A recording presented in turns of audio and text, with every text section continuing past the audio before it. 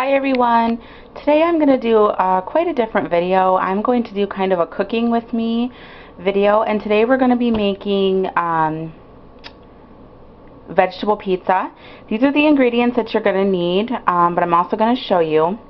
So what I use is 1 can of the Pillsbury Pizza Crust Classic, or you can do thin crust depending what you like. You're going to need 1 cucumber and 1 to 2 peppers depending what you like. You can really use any vegetables that you care for. These are just what we use. You're going to need 1 packet of the Hidden Valley Ranch dips, you know, the Hidden Valley Ranch, what is it? Salad dressing, seasoning mix, dips, whatever. You're going to need 1 block of cream cheese, tomatoes. You're going to need some cooking spray to spray down on your cookie sheet for your dough. We use carrots. I tend to get the shredded ones. They're a little bit more expensive, but to me, I feel like I'm already cutting a butt ton of vegetables, and this is just easier to just kind of grab and throw on. And then you're going to need cheese. Now, for some reason today, I forgot broccoli. We usually use broccoli. You can also add mushrooms, olives, anything like that. So what I'm going to go ahead and do is I'm going to preheat my oven. And you need to preheat it according to this. So it says preheat oven to 400. So we're going to go ahead and do that.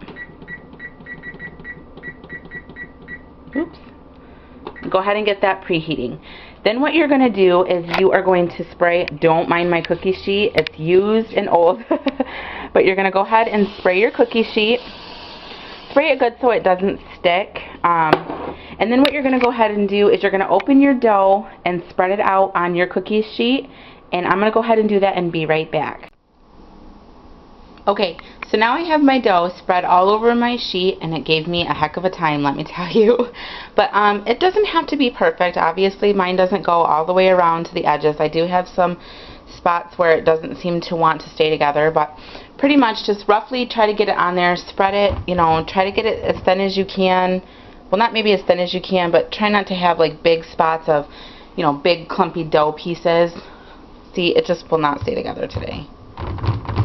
Okay, so anyways, what I would highly recommend is either before you do your dough, which I didn't do, and I didn't set my cream cheese out early, so I'm just going to go ahead and do it now. You're going to want your cream cheese at room temperature, or else you're going to have to microwave it, which I would highly not recommend because it kind of breaks it down a little bit and makes it a little, it just kind of makes it runny and kind of gross. So now that my pizza dough is doing that and my oven is preheating at 400, according to the directions it says, ooh, gosh, I'm sorry guys, this is kind of rough. It says to pre-bake dough at 8 minutes. So what I would highly recommend doing is just watch your dough. Once you put your dough in, really just watch it. You want it to get a nice golden brown color, but you don't want to overcook it. So I'm going to go ahead and get my, because I didn't start this earlier, this is kind of really hard to do. I'm going to go ahead and get your cream cheese out and go ahead and put it in a small bowl, just so that way it can really get going. Another tip of advice that I tend to do is I like to put my bowl on my stove, where the hottest part of my stove, so it's kind of heating up a little bit with the pizza crust. So hold on 1 second. So yeah, go ahead and put your cream cheese in a bowl and just kind of get it to sit out so that way it can, you know, kind of warm up and get going with everything. So I'm going to just go ahead and put that on my stove for right now while my oven is preheating, and I will be right back as soon as my oven is preheated. Okay, so my oven is preheated, and I'm going to go ahead and just put my pizza crust in. Why won't you stay together? It's just giving me nothing but problems today. Okay, so go ahead and put your pizza crust in, and it did say to pre-bake for 8 minutes, so I am going to actually just go ahead and bake for 8 minutes, but I am going to go ahead and watch it very, very carefully. Now would be a good time to go ahead and cut up all your vegetables. I like to okay, when I first had started making this pizza, I used to just, you know, cut vegetables and then put them on the pizza, and it just took forever. So I recommend cutting all your vegetables, and as you cut them, just go ahead and put them in the bowl, and then that way when everything is done, you can just, you know, it'll all be mixed and you can just grab and throw it on your pizza. So I'm going to go ahead and actually cut up all my vegetables while my pizza crust is baking. Okay, so as you can see, while I was cutting vegetables, my pizza crust did get done. It actually took about 9 minutes, and this is actually pretty good. It's nice and squishy all the way around. You can definitely tell the spots that I went a little too thin. I definitely could have spread my dough out a little bit better, but as you can see, it's not sticking. It's nice and golden brown, and it's okay. I really don't mind if it gets a little bit crunchy. It just tastes a little bit better because I kind of like my dough a little crunchy. But so yeah, it's nice and soft. It's you need to let it cool for probably about 15 minutes before you go ahead and load on the toppings. I can definitely touch mine. Mine is cooling off. It's nowhere near cool enough though. My cream cheese is still trying to get soft, and it's really not doing very well. I'm probably going to have to microwave it. But maybe I'll just be patient and wait it out. So I went ahead and chopped up all my vegetables, and this is a pretty, as you can tell, it's a pretty big bowl. One thing that you'll notice with me is that I tend to overcut vegetables.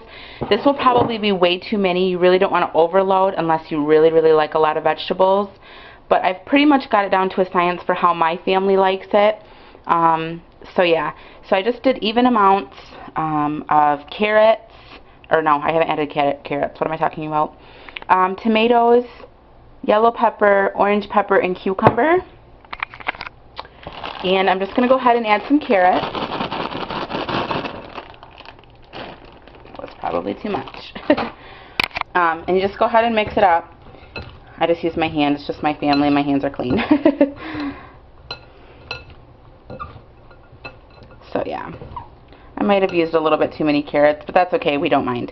Now, I tend to always have extra vegetables, like I said. So what I like to do is, if I do have extra vegetables, I'll throw them in a container and either, you know, we'll munch on them, or you can add it to a salad. I recommend using it obviously within like a day or two, or else everything's going to get kind of gross, especially your tomatoes.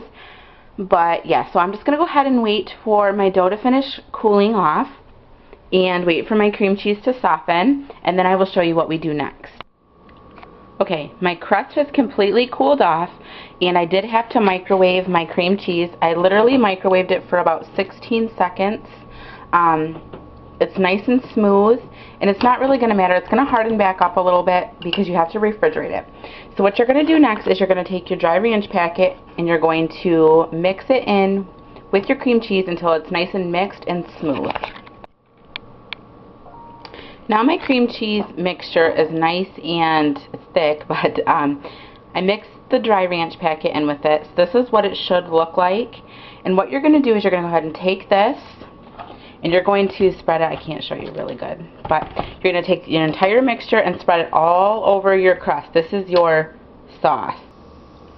Now that all your sauce, or your cream cheese, whatever you want to say, is all spread out on the pizza, now is when you go ahead and add the vegetables and cheese. So I'm going to go ahead and start with my vegetables. And this is why it's easier to have it already pre-mixed and in a bowl, because, you know, you've already been doing it for a while, and, you know, it's kind of nice to not have to, you know, individually cut vegetables. And sorry, I'm making a huge mess as usual. Now, in our family, we really don't like a whole lot, like really thick vegetables on. It becomes really messy, you know, and like I said, I have a toddler, so just go ahead and push it down a little bit. That's probably a good mix of about how thick you would like your vegetables. And as I said, I do have extra vegetables that I will save for my son or myself. And now what you're going to do is you're going to go in with cheese. You can use cheddar. Colby Jack is really good. I haven't tried it with mozzarella, but I'm pretty sure that would be good.